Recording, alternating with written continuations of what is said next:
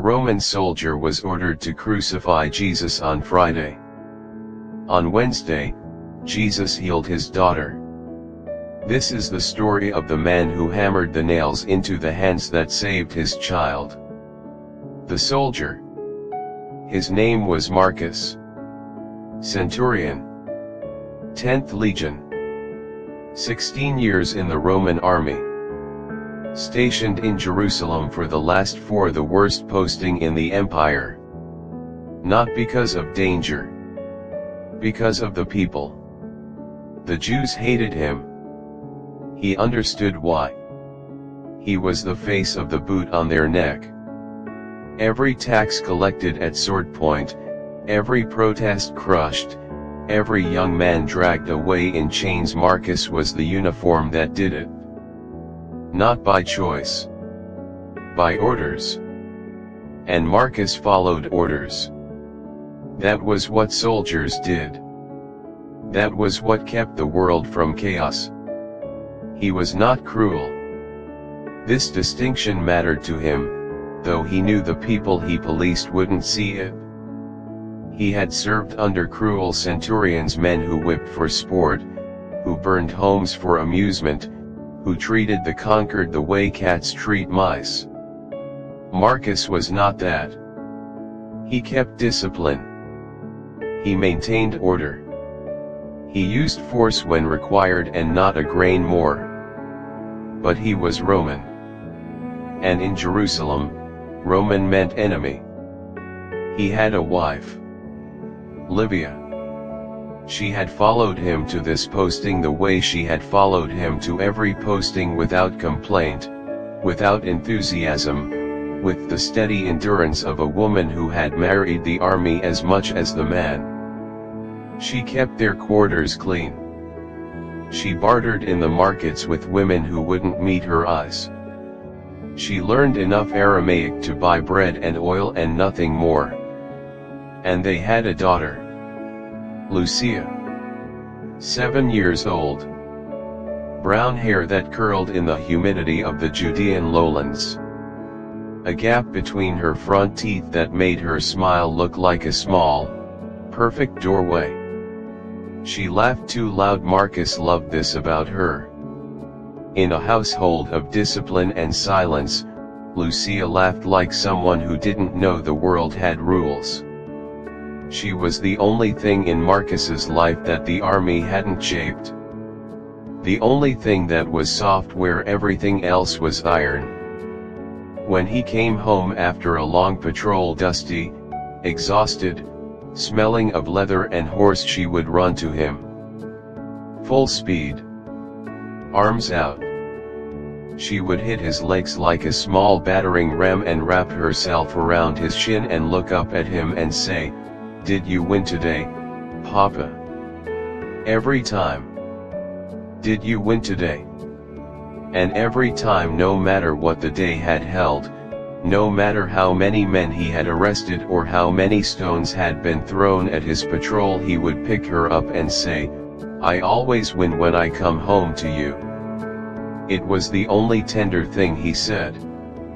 The only soft sentence in a life of commands. But he meant it more than any order he had ever given.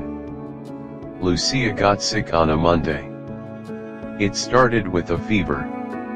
Low at first, Livia pressed her hand to the child's forehead and said, "She's warm," the way mothers do 1,000 times, expecting it to pass by morning. It didn't pass. By Tuesday the fever was high. Lucia lay on her small bed, cheeks flushed, eyes glassy, her small body radiating heat like a coal. She stopped eating. She stopped laughing. She stopped asking if Papa had won. Marcus called the Legion physician.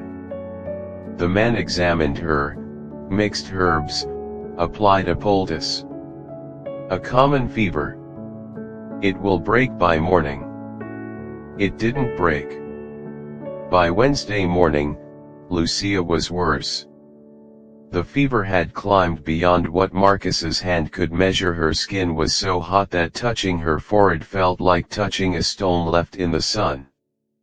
Her breathing had changed shallow, rapid, a thin whistling sound with each inhale that Marcus recognized. He had heard that sound before. In field hospitals. In the tents where wounded soldiers lay dying after battles. The sound of lungs filling with what they shouldn't be filling with. The sound of a body losing a war. The physician came again. Examined her again. And this time his face changed. The professional confidence drained out of it, and what was left beneath was the expression that Marcus, in 16 years of soldiering, knew meant one thing. Centurion. I have done what I can. Marcus grabbed the man's tunic. Lifted him off the ground. One-handed. The way you pick up something that weighs nothing. Do more. The fever is beyond my. She is 7. Do more. The physician's eyes were wide. Not with fear of Marcus, with the helplessness of a man who has reached the end of his skill. I have nothing more to give. I'm sorry. Pray to your gods. Marcus dropped him. The physician left. Pray to your gods. Marcus didn't have gods. He had Rome. He had duty. He had his sword and his orders and his discipline. These were the things that had sustained him for 16 years. Gods were for the weak, for people who needed invisible forces to explain their failures. But his daughter was dying. And for the first time in his life, the first time since he was a boy, before the army, before the iron, Marcus didn't know what to do. Livia told him about the healer. She said it carefully. The way you approach a wild animal slowly, from the side, without sudden movements. Because she knew her husband. She knew what he thought of Jewish prophets and miracle workers and the endless parade of holy men that this God-forsaken province produced like olives. There is a man. A teacher. The Jews say he heals the sick. Marcus was sitting beside Lucia's bed, holding her hand. Her small fingers were limp in his. Her breathing was the only sound, that thin, terrible whistle. A Jew, Marcus said. Not a question. They say he healed a leper. A man born blind. A woman who bled for 12 years. They say he even. They say. They always say. This country is full of men who they say can do miracles. Marcus. No. She's dying. The words hit the air and stayed there. Neither of them breathed. Lucia wheezed, and Marcus, centurion, Iron Man, the soldier who had faced charging cavalry without flinching, felt something crack in his chest. Where is he? He found Jesus outside the Damascus gate. A crowd, of course. There was always a crowd. Marcus pushed through in his armor and the crowd parted. Not with welcome. With fear. A Roman centurion in full armor walking toward their teacher. This was either an arrest or trouble. The disciples moved to block him. Peter, big, broad, the fisherman's build, stepped forward with his jaw set. He's not here for you. I need to speak with your teacher. You need to leave. My daughter is dying. Peter hesitated. Something in the centurion's voice, something that sounded nothing like a Roman command and everything like a father's desperation, cracked through the hostility. Jesus was behind the disciples, sitting on a low wall. teaching. He stopped mid-sentence, looked over Peter's shoulder. His eyes found Marcus. And Marcus, who had never lowered his eyes to any man, who had stared down barbarian chiefs and senate officials and his own commanding general without blinking, looked into those eyes and felt his knees weaken. Not from power, not from fear, from being seen. The way a locked room feels when someone opens the door and light comes in and suddenly every piece of dust and every crack in the wall is visible. Jesus saw him. All of him. The armor, the sword, the empire he represented, and beneath all of it the Father. The cracking, desperate, terrified Father. Centurion. Marcus opened his mouth. He had planned words, Roman words, military words, formal request, diplomatic framing. What came out was none of those. My daughter. 7 years old. She's burning with fever. My physician says there's nothing more he can do. I've heard people say you can. He stopped. He was a centurion asking a Jewish peasant for help. The absurdity. The humiliation. If his commanders saw this begging a conquered subject for a miracle he didn't even believe in. But Lucia's breathing was in his ears. That whistle. That sound. Please. The word cost him everything. Centurions don't say please. Romans don't beg. The empire doesn't kneel before its subjects. Marcus said it anyway. Please help my daughter. Jesus stood. I'll come with you. And Marcus, surprising himself, surprising everyone, said something that would be remembered for 2,000 years. Lord, I don't deserve to have you come under my roof. But just say the word, and my daughter will be healed. The crowd went silent. The disciples stared. A Roman centurion had just called a Jewish carpenter Lord. I am a man under authority, Marcus continued. I tell a soldier go, and he goes. I tell another come, and he comes. I know what authority is. And I recognize it when I see it. He looked at Jesus. Soldier to commander. One man who understood power recognizing another who possessed it. You don't need to come to my house, you don't need to touch her. Just give the order.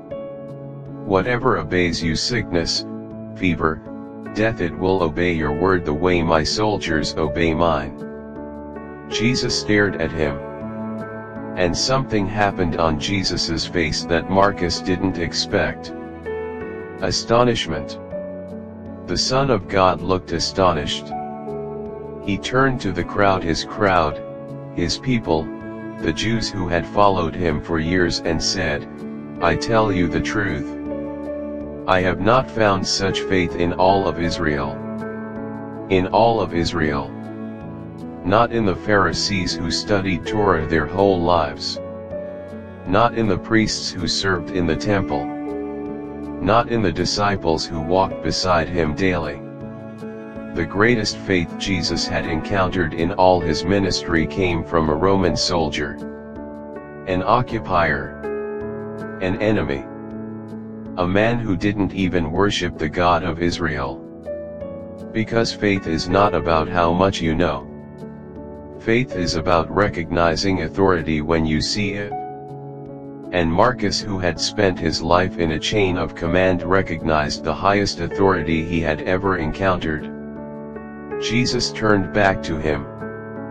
Go. It will be done just as you believed. Marcus searched his face. For doubt. For performance. for the flicker of fraud that he had learned to detect in 16 years of interrogating men. Nothing. Only certainty. The certainty of someone issuing an order that would be obeyed. Not hoping it would be obeyed. Knowing. Marcus turned. He walked back through the crowd. He walked back through the streets. He walked through his door. And Livia was standing in the hallway, weeping, her hands over her mouth. Marcus's blood froze. He was too late. The fever had. She's sitting up. She's asking for food. The fever, Marcus, the fever broke. All at once. One moment she was burning and the next she's cool. She's asking for you. She's asking if you want today. Marcus walked to his daughter's room. Lucia was sitting up in bed. Her cheeks were normal. Her eyes were clear. Her skin was cool. She looked up at him and smiled that gap-toothed, too loud, perfect smile. Did you win today, Papa? Marcus dropped to his knees beside the bed. A centurion. On his knees. In full armor. And he pulled his daughter against his chest and held her the way a drowning man holds the thing that keeps him above water. Yes, he whispered. I won today. That was Wednesday. On Thursday, Marcus received his orders. Tomorrow, Friday, a prisoner named Jesus of Nazareth would be crucified on Golgotha. The execution detail would be led by a centurion. Marcus read the orders twice. 3 times. The letters didn't change. He was to crucify the man who had saved his daughter. He didn't sleep Thursday night. He sat in the dark. In the room where Lucia slept, healed, breathing normally, her small body cool and perfect and alive. He watched her breathe. In and out.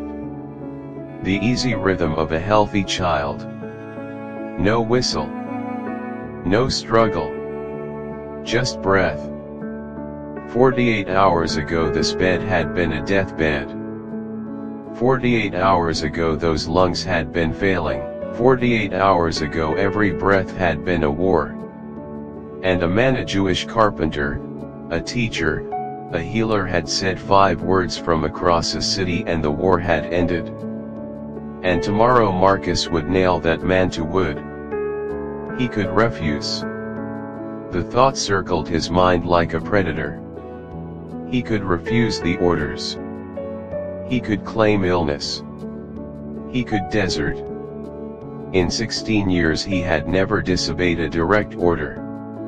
Obedience was the foundation of everything, of the army, of Rome, of the world as Marcus understood it.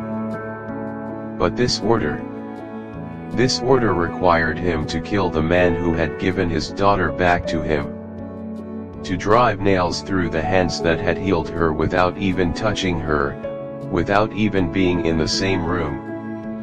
To execute the authority he had recognized, the authority greater than Rome, greater than Caesar, greater than any power Marcus had ever encountered. And yet, if he refused, they would send another centurion. Jesus would die regardless. And Marcus would be executed for insubordination.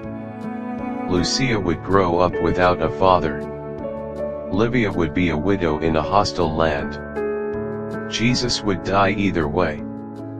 At least if Marcus was there, he could ensure it was done with whatever mercy the process allowed. No extra cruelty. No sport.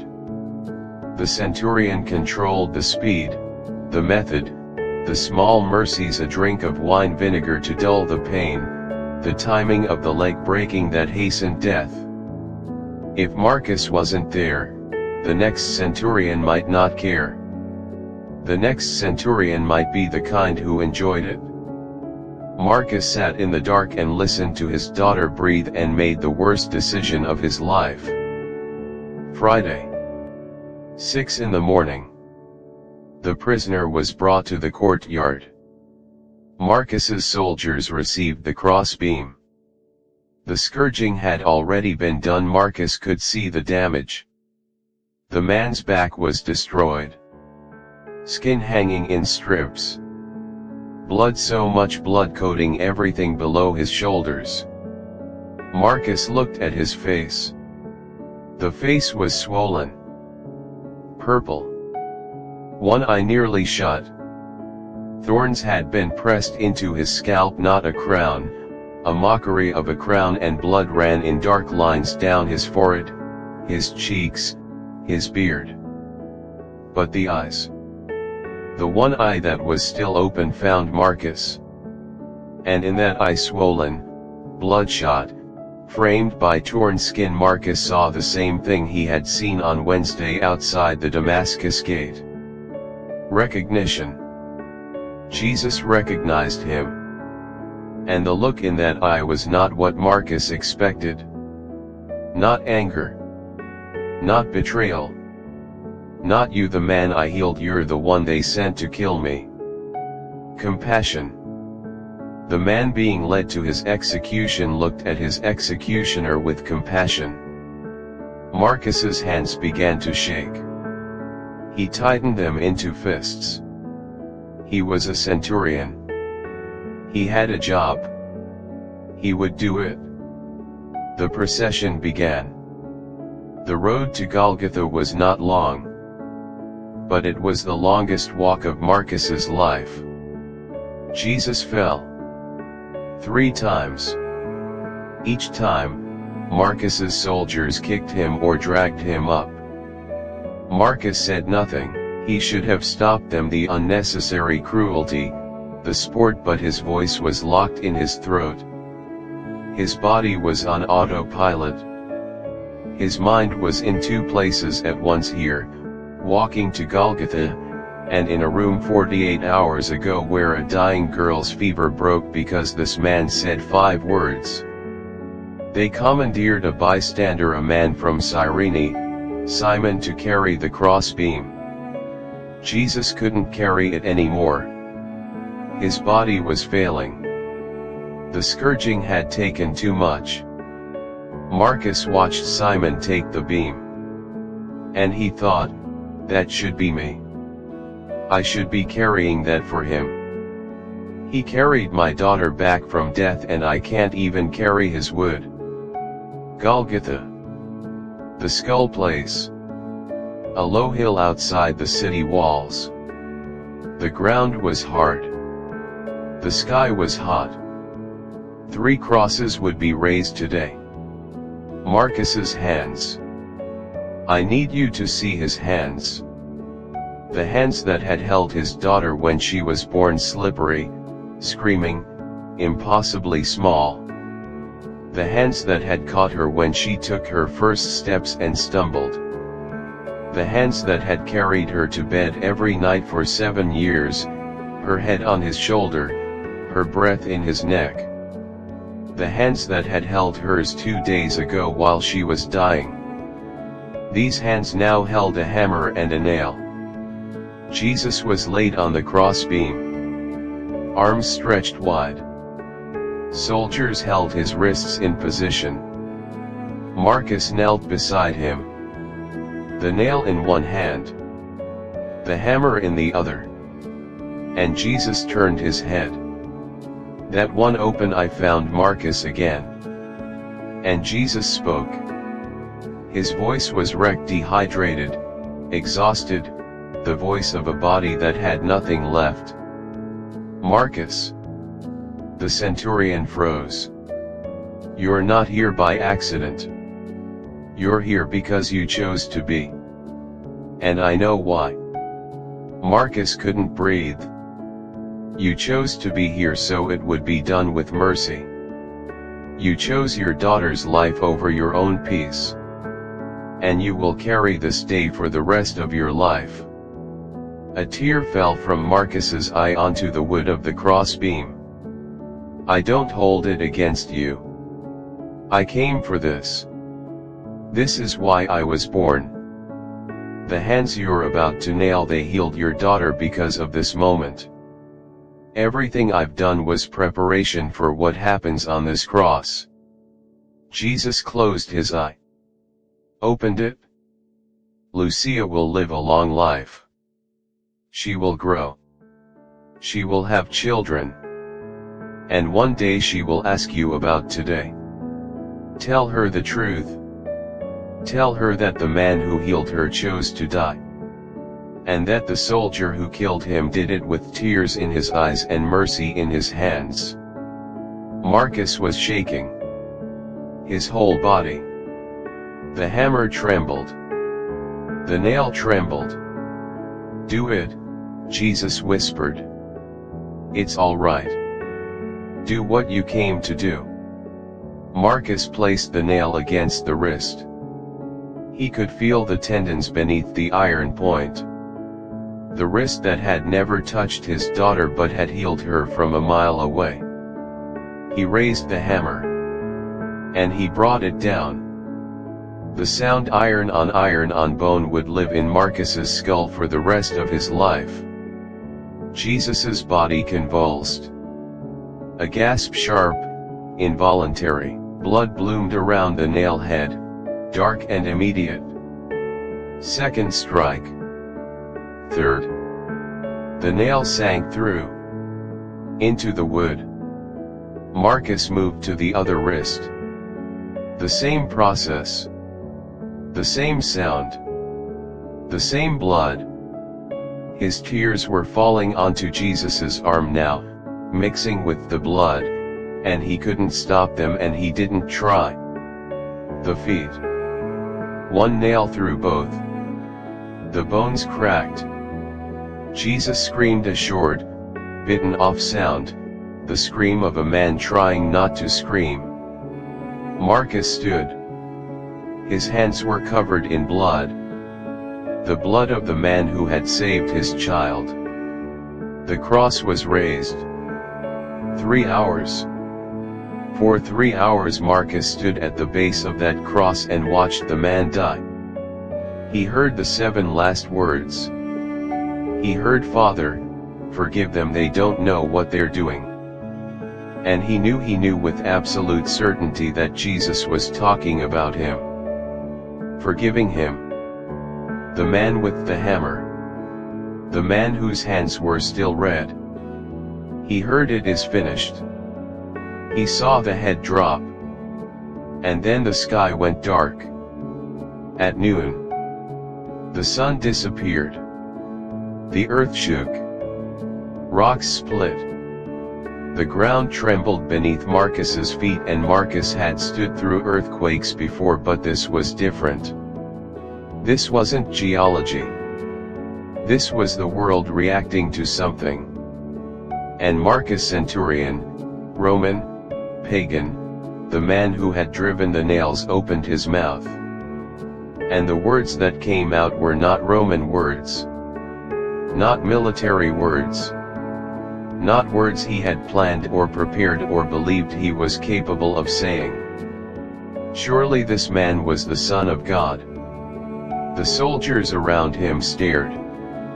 A centurion, their centurion, calling a crucified Jew the Son of God. This was treason. This was madness. Marcus didn't care. Because he had known it since Wednesday. Since a dying girl's fever broke at a word. Since he had looked into eyes that saw through armor and rank and empire into the terrified Father underneath. He had known. And he had done it anyway. Because the man on the cross had told him to. Because the man on the cross had chosen this. Because sometimes the most terrible act of obedience is to do the thing that breaks you because the one you obey asks you to. Saturday. Marcus didn't leave his house. He sat in the same chair where he had sat Thursday night. In the dark. His hands washed, scrubbed, washed again, still felt red. Still felt sticky. No amount of water would clean them. He knew this the way he knew his own name. Lucia climbed into his lap. She didn't know. She couldn't know. She was 7. She knew Papa was sad. She didn't know why.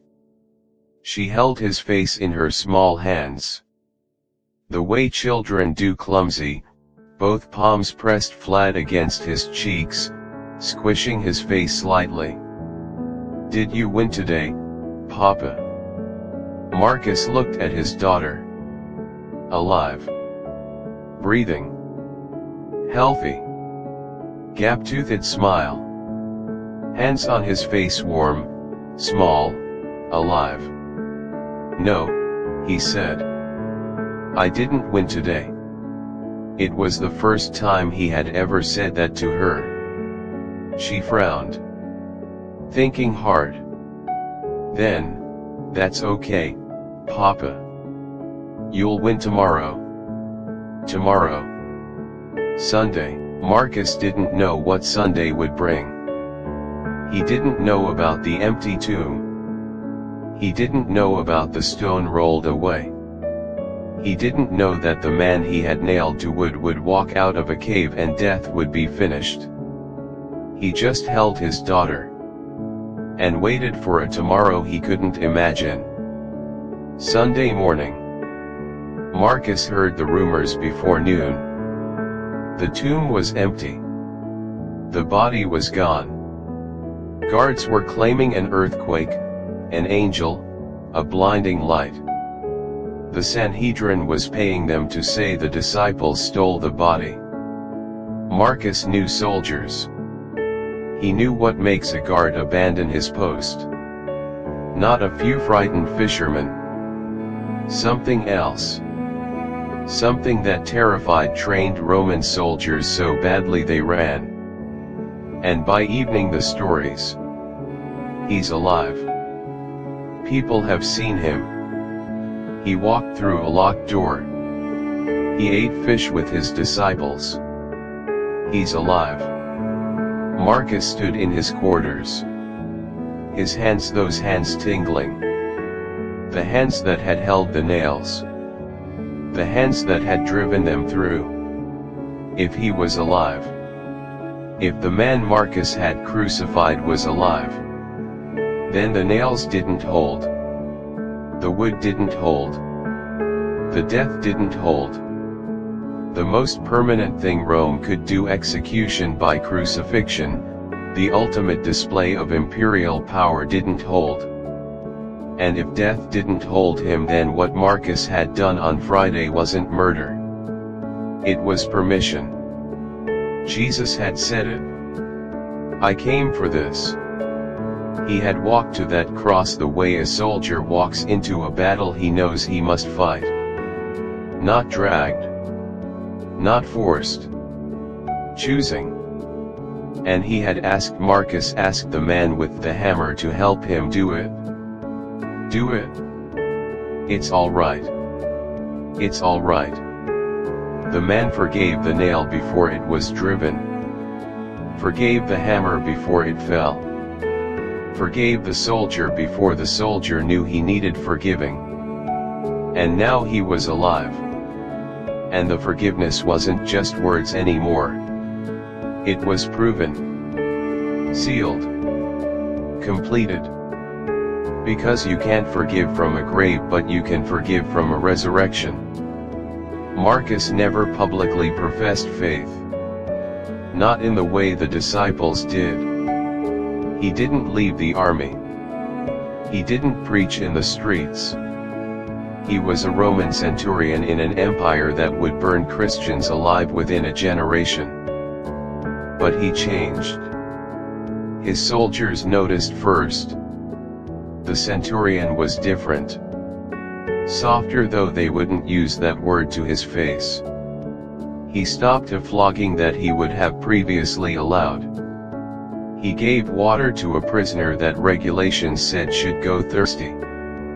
Small mercies. The kind that go unnoticed by the world but not by the people who receive them. And every night, every single night for the rest of his life, Marcus went to his daughter's room. He would stand in the doorway and watch her breathe. That easy, healthy, miraculous breath. And he would look at his hands. The same hands. Hands that held a hammer. Hands that held a daughter. Hands that killed God. Hands that God used to kill death. The same hands. And one day years later Lucia asked. She was 15. Old enough. She had heard stories, fragments. She knew her father had been at Golgotha. She knew there was a day he wouldn't talk about. She knew that sometimes, late at night, she could hear him weeping in the dark. Papa, tell me about the man who healed me. Marcus sat down. He looked at his daughter, alive, beautiful, strong, everything the fever had tried to steal. And he told her everything. The fever, the desperate walk to find a Jewish healer, the 5 words, the orders, the nails, the blood on his hands, the words from the cross, I don't hold it against you, the earthquake, the empty tomb. Lucia listened. She didn't interrupt. When he finished, her eyes were wet. He healed me on Wednesday, she said. Yes. And you killed him on Friday. Yes. And he told you it was all right. Yes. She was quiet for a long time. Then, he healed me knowing what you would do. He saved my life knowing you would take his. He looked at the man who would hold the hammer and he chose to heal the man's daughter anyway. Marcus nodded. He couldn't speak. That's not just forgiveness, Papa. What is it? That's love. The kind that knows everything and chooses anyway. The fire has gone out. But in a house in Jerusalem, a Roman soldier sits in the dark. His daughter is asleep. Her breathing is easy. Her skin is cool. Her life is a miracle performed by a man whose blood is still under her father's fingernails. And the soldier looks at his hands. The same hands that held the hammer hold his daughter. The same hands that drove the nails tuck her in at night. The same hands that killed God are washed clean by God's blood. And this is the story that Marcus carried for the rest of his life. Not a story of guilt. Not a story of shame. A story of love so complete that it healed the daughter of its own executioner. A story of forgiveness so total that it was given before the crime was committed. A story of a man who looked at the soldier with the hammer and said, I know what you're going to do. And I heal your daughter anyway. Because my love is not for the worthy. My love is for everyone. Even the man who drives the nails. Especially the man who drives the nails. Because if God can forgive the hands that killed him, he can forgive yours. Whatever you've done, whatever you're carrying, whatever keeps you awake at night, staring at your hands, wondering if they'll ever be clean. They can be. They already are. The man who bled for you has already forgiven the wound. Before you even made it. Shall we continue?